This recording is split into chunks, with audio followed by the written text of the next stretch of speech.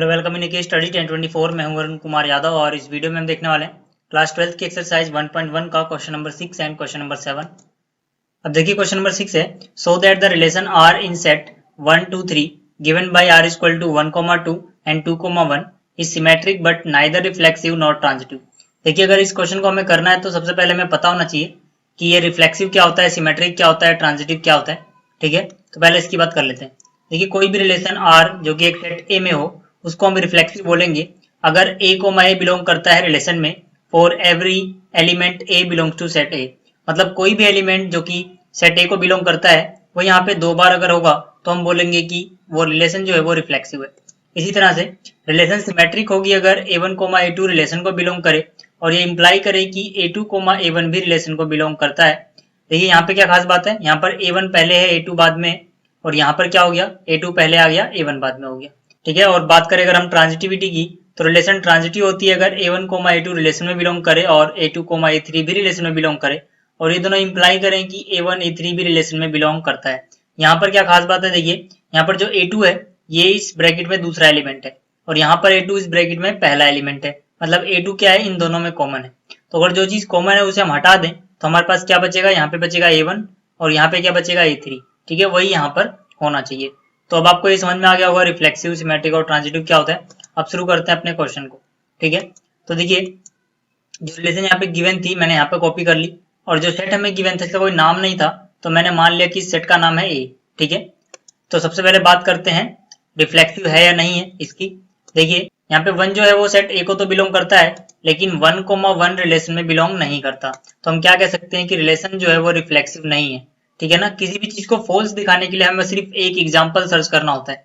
ठीक है, लेकिन अगर हम किसी चीज को ट्रू दिखाते हैं तो हमें सारे के सारे एग्जाम्पल के लिए ट्रू दिखाना होता है। तो यहाँ पे देखिए क्योंकि रिफ्लेक्सिव नहीं है तो एक एग्जाम्पल काफी है दिखाने के लिए। आप ऐसे ही 2 ले सकते हो, 2 यहाँ पर सेट ए को बिलोंग करता है लेकिन 2, 2 बिलोंग नहीं करता। ठीक है ना, आप कोई भी एक एग्जाम्पल लेके इसको ऐसे दिखा सकते हो। बात करें अगर हम सिमेट्रिसिटी की तो यहाँ पे देखिए 1, 2 जो है वो रिलेशन को बिलोंग करता है। ठीक है, और ये इंप्लाई करता है कि 2, 1 भी है। ठीक है ना, 1, 2 है तो 2, 1 भी रिलेशन में बिलोंग करता है। इसी तरह से अगर आप पहले 2, 1 ले लो, ठीक है ना, ये 2, 1 तो आप देखोगे कि 1, 2 भी है। ठीक है ना, यानी कि हम कह सकते हैं कि अगर A1, A2 रिलेशन में है तो A2, A1 भी रिलेशन में है। तो इसका मतलब क्या हुआ कि जो रिलेशन होगी वो सिमेट्रिक होगी। इसी तरह से अगर हम बात करें ट्रांजिटिविटी की तो यहाँ पे आप देख सकते हो 1, 2 रिलेशन में है। अब इसका सेकंड एलिमेंट क्या है 2, तो हमें कोई ऐसा फिर से रिलेशन में ढूंढना होगा जो कि 2 से शुरू होता हो। तो आप यहाँ पे देख सकते हो 2, 1 रिलेशन में है। यहाँ पर खास बात क्या है, यहाँ पर 2 है, यहाँ पर 2 है, 2 दोनों में कॉमन है। तो मैंने कहा था जो कॉमन चीज है वो आप हटा दो तो जो बच रहा है वो होना चाहिए रिलेशन में। तो यहाँ पे 2 और यहाँ पे 2 हटाओगे तो क्या बचेगा, यहाँ पे 1 बचेगा और यहाँ 1 बचेगा। तो 1 और 1 होना चाहिए था, लेकिन आप देख सकते हो कि 1 और 1 जो है वो यहाँ रिलेशन में कहीं नहीं है। तो इसका मतलब क्या हुआ, इसका मतलब कि 1 और 1 जो है वो रिलेशन में बिलोंग नहीं करता है। तो जो रिलेशन होगी वो ट्रांजिटिव भी नहीं होगी।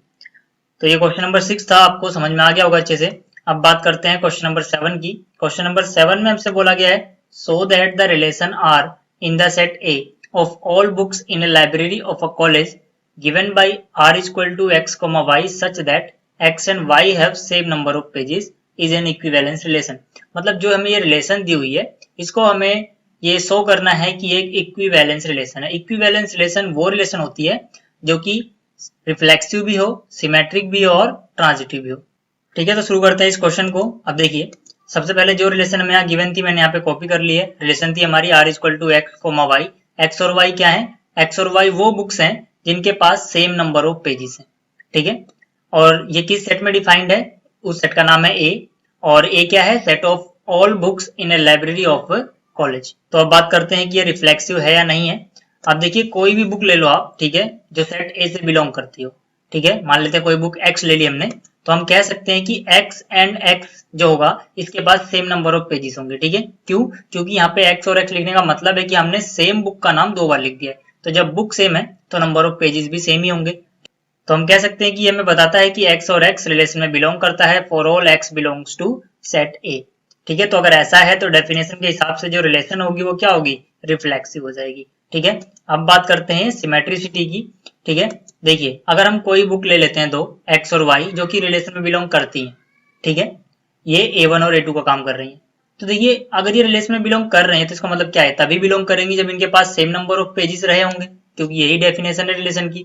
तो अगर x और y के पास सेम नंबर ऑफ पेजेस हैं, जैसा कि यहाँ से हमें पता लगता है, तो हम कह सकते हैं कि y और x के पास भी सेम नंबर ऑफ पेजेस ही होंगे, क्योंकि ये दोनों जो बुक हैं वही यहाँ पर लिखी है, बस आगे पीछे हो गई हैं, ठीक है। तो हम कह सकते हैं कि y और x भी रिलेशन में बिलोंग कर रहा है। और अगर y और x बिलोंग कर रहा है तो हम कह सकते हैं कि शुरू में हमारे पास क्या था, यहाँ पर देखिए शुरू में हमारे पास था x और y रिलेशन में बिलोंग करता है, यानी कि ये, और इसने इंप्लाई क्या किया, इसको, ठीक है। तो यानी इसने इंप्लाई किया y, x भी रिलेशन में बिलोंग करता है। तो बाय डेफिनेशन हम कह सकते हैं कि जो हमारे रिलेशन है वो सिमेट्रिक, ठीक है। अब बात करते हैं ट्रांजिटिविटी की। देखिए मान लेते हैं कि x और y दो बुक्स हैं जो रिलेशन में बिलोंग कर रही हैं, और y और z भी दो बुक्स हैं जो रिलेशन में बिलोंग कर रही हैं। अब ये कब बिलोंग कर रही होंगी, यहाँ पे अगर एक्स वाई बिलोंग कर रहा है तो इसका मतलब क्या है, इसका मतलब है कि एक्स और वाई के पास सेम नंबर ऑफ पेजेस हैं। इसी तरह से अगर वाई और जेड रिलेशन में बिलोंग कर रहा है तो इसका मतलब है कि वाई और जेड के पास सेम नंबर ऑफ पेजेस हैं। अब जो ये दो स्टेटमेंट लिखे मैंने ब्रैकेट में, इससे हमें क्या पता लगता है, देखिए मान लेते हैं एक्स के पास n नंबर ऑफ पेजेस हैं, ठीक है, तो y के पास भी n नंबर ऑफ पेजेस होंगे क्योंकि दोनों के पास सेम नंबर ऑफ पेजेस हैं। इसी तरह से यही y मैंने यहाँ लिखा है, तो मतलब इस y के पास n नंबर ऑफ पेजेस हैं जो कि z के बराबर है, तो z के पास भी n नंबर ऑफ पेजेस होंगे, तो यानी कि z के पास भी n पेजेस हैं और x के पास भी n पेजेस हैं। तो यहाँ से z और x बराबर आ गए पेजेस में, तो हम कह सकते हैं कि x और z भी रिलेशन में होंगे क्योंकि इनके पास सेम नंबर ऑफ पेजेस हैं, ठीक है ना। तो x और z रिलेशन में बिलोंग करते हैं।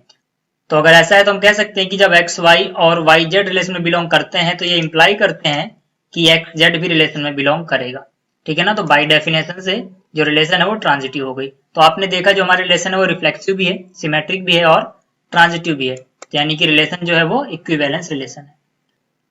तो अब तक जो हमने सोल्यूशन किया मैंने एक टेबल में रिकॉर्ड कर दिया है सबको, ठीक है, ताकि आप यहाँ से कॉपी कर सके। ये वही क्वेश्चन है जो अभी 7 मैंने आपको समझाया है, आप यहाँ से कॉपी कर सकते हो, आपको पीछे नहीं जाना पड़ेगा। तो इस वीडियो में इतना ही। अगर आपको ये वीडियो अच्छी लगी है तो इसको लाइक करें, शेयर करें एंड इस चैनल को सब्सक्राइब करें। थैंक्स फॉर वॉचिंग, मिलते हैं फिर अगली वीडियो में, तब तक के लिए गुड बाय।